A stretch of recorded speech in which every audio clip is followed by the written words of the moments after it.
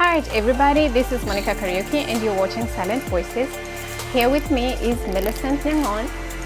She is a mother, she is a wife, she is a businesswoman, and she is an evangelist. Millicent, thank you so much for your time. Thank you, Monica, for having me. Please tell our viewers a little bit about yourself. Maybe I could have left something out. Well, you kind of covered all of it. I did. But I'm an MC too. Okay. Yes. And of course, a public speaker. I'm a mentor. I think you covered everything. So you do wear so many hats, and I have to tell you, they all fit so perfectly. Thank you. I've listened and I've watched you preach, and it's very captivating. And you're very funny. So, Millicent, tell us a little bit about your entrepreneur side, because you also do business. So tell us about that just a little bit. So we have coffee. All Organa wanted to do is to make sure we still drink our favorite drinks, but make it healthier. Okay. So we have black coffee, latte, mocha, we have red tea, green tea, and recently introduced a shake. It's called OGX, where it helps with weight management. Okay. Believe it or not, if you want to lose weight, you can use it, and if you want to gain weight, you can also use it. Okay. So basically that's what I do. I have teams in USA, I have some in Uganda and Kenya, and today they're actually launching South Africa. So it gives me an opportunity to do international business from the comfort of my home. Oh, awesome. Yeah, That's yeah, nice. yeah. Okay, let's talk about your ministry then. Yes. You travel a lot. Tell us about that. Well, in 1991, I gave my life to the Lord. Okay. And I started from day one. The church that I used to go to had a department of evangelism. I'm a people person. I have to be in front of people. Everything I do has to be helping somebody's life, empowering somebody's life, bringing what I call understanding. So I joined the team. And was trained on evangelism. So we went to the various places. I'm originally from Kenya. Okay. So in 1991, I was in Kenya. So went to different parts of Kenya and saw, different people, understood the different problems people have and the hope that the Word of God brings. And so so from then to today, it just gives me a pleasure to be able to go and bring hope and tell people that there's hope, there's help, and just spread the good news of Jesus. How much do you think you're impacting people's lives when you do your ministry? When I go out there, maybe to a meeting or a conference, I'm really after one person. And if my being there can change one person, Right. I know that if I change one person, then I've changed a community, and I've changed a village, I've changed the whole network of the person. If we can bring understanding in whatever it is we're talking about. Right. Just in 2 weeks' time, I'll be going to Baltimore, and we're talking about finishing strong. So that can be applied in many different lives. So what I normally do is I go after one person, and I say if that one person can get it, then I know my work is done, because that person will benefit their family. So the impact, I believe, is wide, because then I have the word, park my car far when I'm going to the grocery store, run to the grocery store. I was taking care of myself. My first profession was catering and house and hotel. So I'm food person. I take care of food. I used to take garlic, you name it, all the herbs that I need to swallow, I was swallowing. So I come from this person who does that, very energetic. And when I go to my checkup, and went with my husband, so the only time I saw a doctor was for my yearly checkup. Right. And she takes my blood work and she says, okay, come back 2 weeks, I give you the results.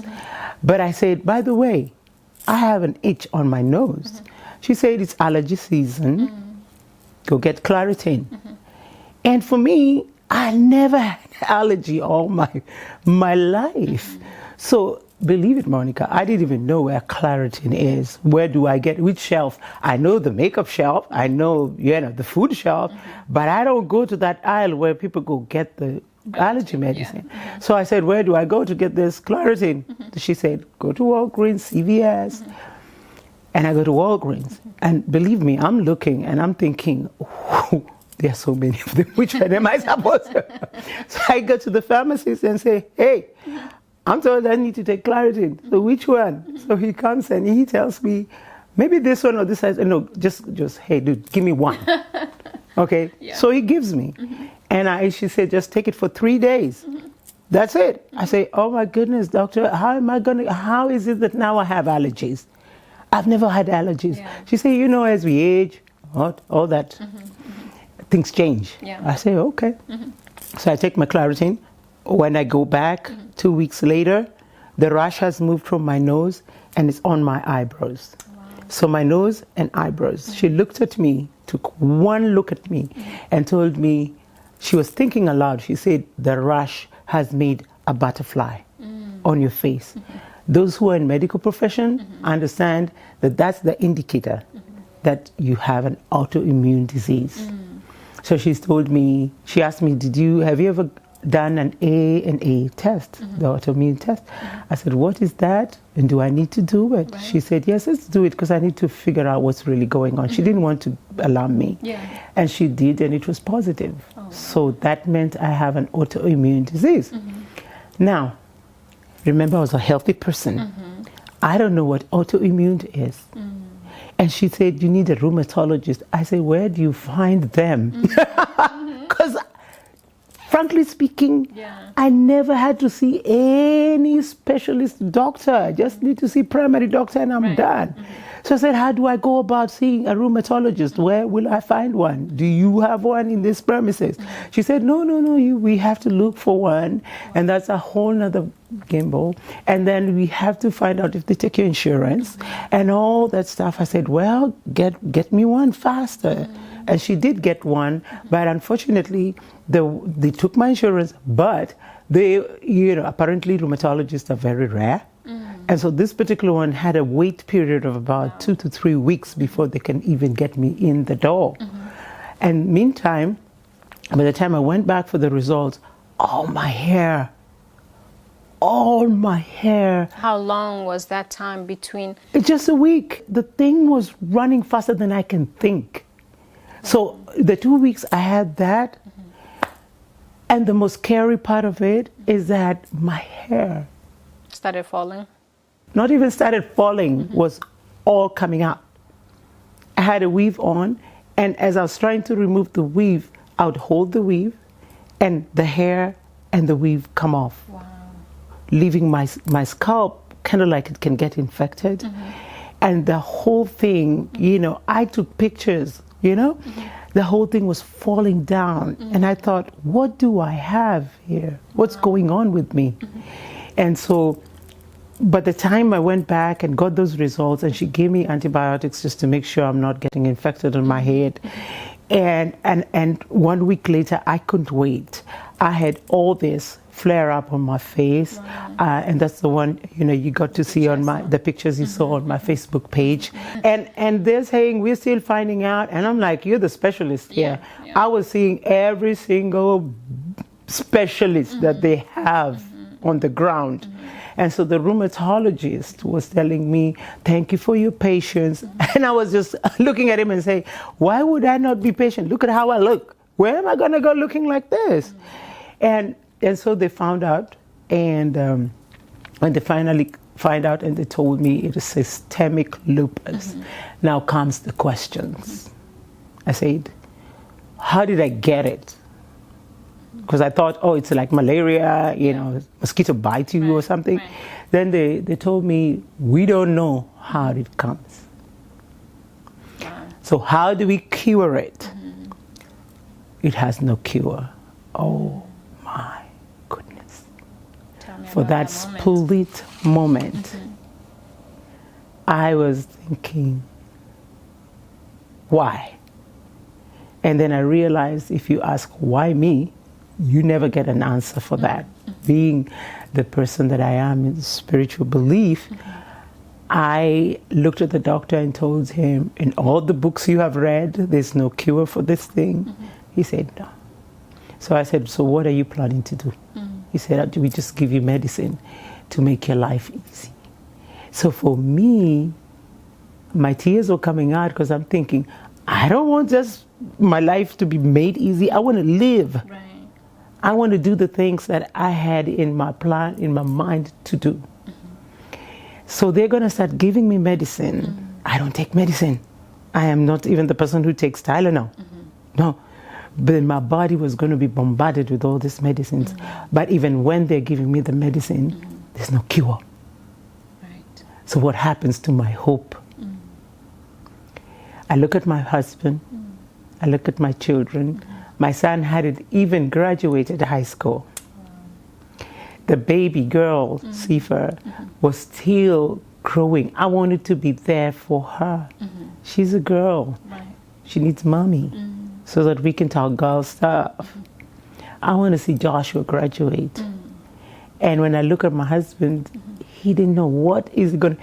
You know how hard it is when the person who is your partner, who you have said will do this until death do us part, and death is coming faster than you planned. And I could look at him and there's nothing he could do. You know, money can't help here. Right. Nothing except the faith. And I looked at the doctors, and the doctors were looking at me. I could tell. Were you by yourself, or was your husband with you? He used to always be with me, but then during the day he has to go to work. Oh, by the way, I couldn't open a water bottle. My muscle strength went so fast, Monica, I could not open the day I tried to open a water bottle and I was struggling, I knew this is no joke. This thing has come to really finish me. And then a friend of mine came to pick me up so that we can go for a meeting that I was the speaker. And I couldn't open her door. She had an SUV, and the door, I could not open that door. She had to be the one to push the door for me. So what's going on in my head is that has the end come? And it's when now I was admitted and I'm in the room by myself, all I could do is pray because the doctors had no answer. Right. Nobody knows what to do. And the medicine they want to give me, they say, we're going to try giving you this medicine. If it reacts, I don't like hearing if it reacts. What if it reacts and it gets worse? So they sent me home after 3 days of blood work and x-rays and all manners. And they tell me this lupus comes to lock every organ in your body, including your brain. Including the brain. Now, if the brain is going to be affected, what am I going to have? Right. They had to look at my lungs, they look at my heart, they look at my respiratory system, my reproductive system. It was locking everything. The whole system stopped functioning. All the female functions went, reproduction system locked. So many people, even back home where I come from, they go for kidney transplant in India and all that, and then just to find out they actually have lupus. So they have been treating one organ while lupus is going after the other organs. So it was important for the doctor to find out which lupus and which medication and what dose of the medications they need to take. I have a friend who had lupus, but she got a dose that was not working with her, and it messed up. It just messed her up. So it's a really devastating situation. Right. Yeah, but it's been 2 years now, and now I'm strong. I had lost weight from 160 to 124. I was weighing less than my 15-year-old. Yeah. That's not pretty. How did you tell your children? I'm not sure how old your daughter was. Your son was definitely, old enough to understand, that there's something wrong. We always talk to our kids so that they can be in the know, so that they can, they can be part of the conversation, so that they can be part of the decision making in their home. Because we don't want them to just see things going on and they're wondering what is going on. So obviously you did talk to your children and tell them about your diagnosis. How did they take that? I was like, it's better to tell them that, oh, I'm going to take this medicine and I'll be fine. Right. But my kids, I had to sit down with them and tell them it's lupus. And you know, they Google. Yeah. And we were sitting and my daughter said, it has no cure. Right. Right then. Yeah. She had gone Google. And I told her, yeah, they say it doesn't have a cure. And my son was, the two of them are devastated that this mother of theirs who goes for every game, is always active, and now she is having this disease that has no cure. Right. But I told them, there's no cure, but we're going to walk this journey, and we're going to conquer. Yeah, we're going to conquer. And I said, people have different diseases out here. People suffer from worse things too. There are people who, for example, the soldiers, they go out there, they fight for us, for our freedom, and some of them never come back. And some of them come back without a limp. Some of them can't walk when they come back. So I told them, this is something we as a family, we're just going to work with it. We're going to do everything, even while it's there. It's not going to stop us from doing anything. We're not going to allow it to make us victims. So we're still going to go for the movies. We're going to go eat out. We're going to dance. We're going to do all the things we do. I might have to take a breather after 5 minutes because my energy was very low. But that doesn't mean we can't dance for 2 minutes, And I told them, when I get enough strength, I'm still going to go out there. She's going to empower women. She's going to speak. I told them, if I have to do it sitting down, it's fine. We're going to work with this. Whether it's it with us, if it's here, it's not going to win. It's not going to dictate. We are going to conquer this. Okay? So they had hope. And for me, I needed them to have hope. Because the diagnosis was hopeless. It was a situation where we were hopeless. We are now victims to lupus. We are now, whatever lupus want to do, lupus is going to do. That's the kind of information that was out there. And I told them, no, it's not going to be that. I will live. And as I said, it's the power of the mind. It's the power of what are you feeding your mind? What are you feeding your mind? I was determined that if I had to go, I'm going to do everything in my power to do what I was born to do. And so I had to work on my children's mind and my mind and my husband, and we all said, we will do this, And so one time I told them, well, I'm from Kenya, and your dad is from Kenya. We have an accent, and we have to work around the accent. Well, it's not lupus, but it is a thing, I open up my mouth, and the first thing is that, where are you from? Because that accent is not going anywhere. It's just there. So am I going to be, annoyed that I have an accent and everybody else in America seems not to understand what I'm saying? Or am I going to work with it? It's going to be part of me, my identity, my exceptionality, okay? So that's what I told them. We always have something or another, and this is just one of those things. So it took a while because they were devastated. My son was so devastated coming back from college and seeing me look like I was completely gone. He always tells people he could not believe this mother of his, who's always up and go, had to depend on him to bring her water and to open the bottle. Yeah, but you know what?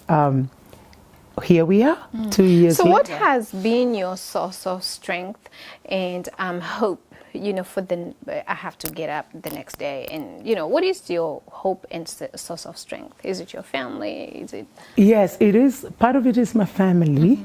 And part of it is because I believe I'm not done.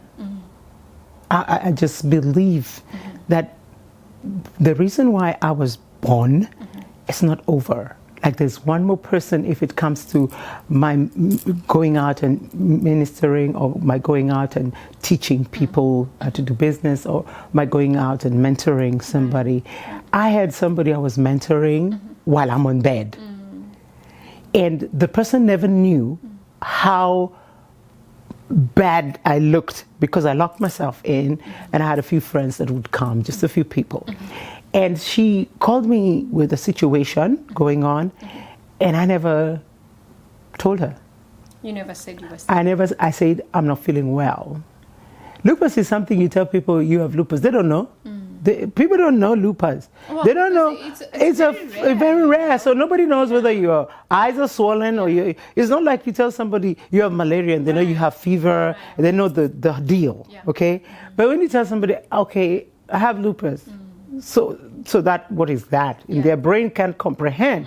So I was telling her, I'm not feeling well. I really can't meet you, but we can do something on the phone. And so we did stuff with her. And these are the kind of things that made me wake up in the morning and keep me going. I involved my life in doing what I always do, to the level that I could. Right. Yeah, I couldn't go out into platforms and speak, but surely I can be there to help my fellow sister, be an ear to just hear. My ears were now better. I was hearing and my mind came back and everything was working from here up. So all I needed to do is just be there. And so I had people that I needed to mentor. My family was number one. I needed to see my son graduate and go to college. I needed to see my daughter graduate and go to high school and beyond. I wanted to be there to explain to them a few things. I had reasons to leave. I wanted to see my husband, what we have together, for me to, for us to achieve that, I just lost my father in 2015, buried him in December, and I wasn't about to leave my mother. I wanted to be there for my mom as she walks through the journey of being a widow, after 50 years of being with this one man. And I said, I can't go. So even when I couldn't wake up, because for a long time waking up in the morning was an ordeal, and sometimes is, even now, sometimes I get tired. And I couldn't put one leg in front of another because I had to lift my leg up and put it down. The pain, excruciating pain in my limbs was just crazy. And the inflammation, I couldn't even wear my wedding ring for a long time because my fingers were swollen. But despite what I saw and felt, remember it's in the mind, I had to tell my mom, we gotta get up. We got to get up. Somebody somewhere needs us to get up.